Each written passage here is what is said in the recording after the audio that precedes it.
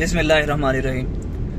मैं हूँ सैयद मोहम्मद अबूद रहमान और इस वक्त मेरे साथ हैं इब्रार खयानी साहब। हम क्योंकि आज छुट्टी का दिन है और शहर इक़्तिदार की तरफ रवा दवा है। आज कुछ डेवलपमेंट्स हुई हैं, उसके हवाले से सोचा कि आपके साथ शेयर की जाएं और अपना जो तजिया है पिछले जो 3-4 दिनों से जो मामला चल रहे हैं उसके हवाले से आपसे अपनी राय शेयर की जाए। बुनियादी तौर पे अगर जो 22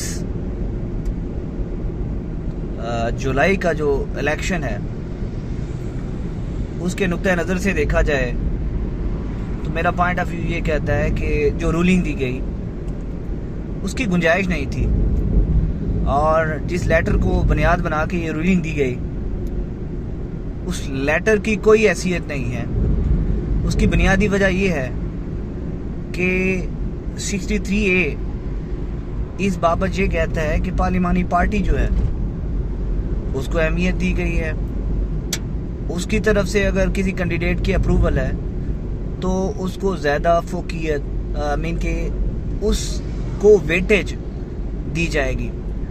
बेसिकली प्रोसेस ये होता है कि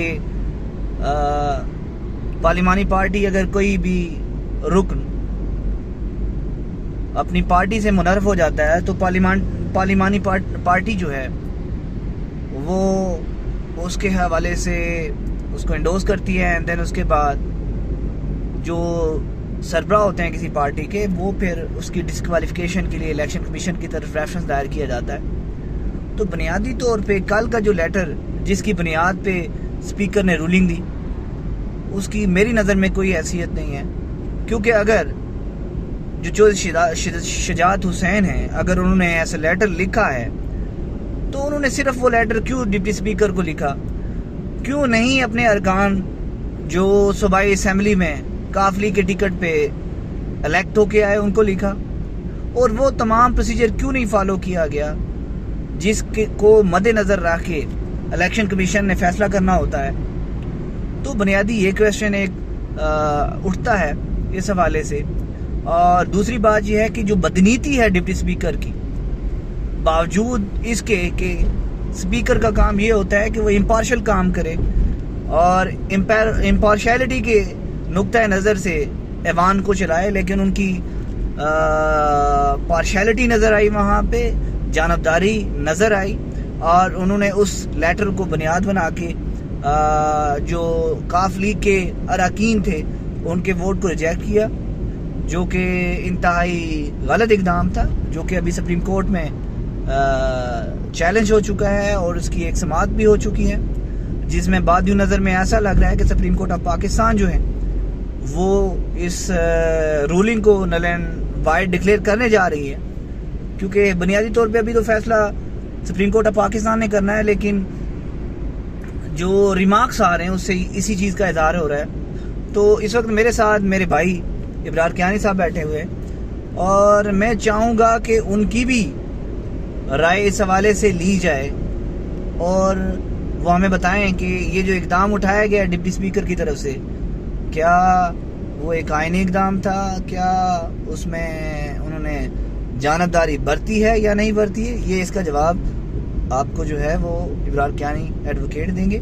जी खयानी साहब। जी, पहली बात तो ये है जो मैं करना चाहता हूँ कि एज ए लॉयर, हम दोनों भाई भी, शाह साहब और मैं लॉयर हैं, और मैं इस बात की हमें खुशी हुई है कि जितने भी लॉयर हजरात थे, जो हमारे सीनियर वकला हजरात थे, without interference of supreme court bar और सुप्रीम कोर्ट के भी जो सीनियर लॉयर्स थे, उन्होंने इस बात को गलत करार दिया है कि जो रूलिंग दी गई है डिप्टी स्पीकर साहब की तरफ से वो एक गैर आईनी इकदाम है। और डिप्टी स्पीकर साहब का असल मकसद ये था, जो हमें समझ आया है, कि उन्होंने इस सारी चीज़ को कंट्रोवर्शियल बनाना था, क्योंकि वो एक गैर जानबदार पोस्ट पे बैठे हुए हैं। उनका काम है कि वो सारी पार्टीज को साथ लेके चले। उनका काम ये नहीं है कि जो शुजा साहब का लेटर अपनी जेब से निकालें, जो कि उनके ना के पार्लिमानी पार्टी के पास है और ना ही उनके मेंबर्स के पास है।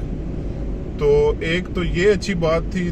दूसरी बात ये है कि हमें उम्मीद है कि सुप्रीम कोर्ट के ऑनरेबल जजेस जो हैं, जस्टिस साहिबान, वो ये देखेंगे कि हमने हमेशा ही जो PMLN या कोई भी पार्टी है, हमने दरअसल इस चीज को खत्म करना है कि कोई भी गैर आईनी इकदाम किसी भी पार्टी की तरफ से वो ना उठाया जाए।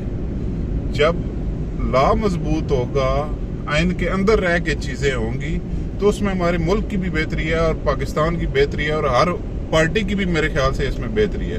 बिल्कुल बिल्कुल ठीक बजा फरमा रहे हैं कियानी साहब। इस मुल्क में सिर्फ और सिर्फ इस मुल्क की तरक्की का दारोमदार आइन की बालादस्ती पे है, और अगर कानून की बालादस्ती होगी और तमाम अदारे अपने हदूद में काम करेंगे तो फिर ये मुल्क दिन दुगनी रात चुगनी तरक्की करेगा। सलामत रहें, हंसते रहें। एक और चीज मैं लास्ट में कहना चाहूँगा, हम as a advocate high court इस चीज की मजम्मत करते हैं जो गैर आईनी इकदाम किया गया है मुजारी साहब की तरफ से, और हमारे बाकी वकला हजरात को भी जो बार्स हैं उनको इस चीज को कंडेम करना चाहिए। बहुत शुक्रिया। Thank you very much.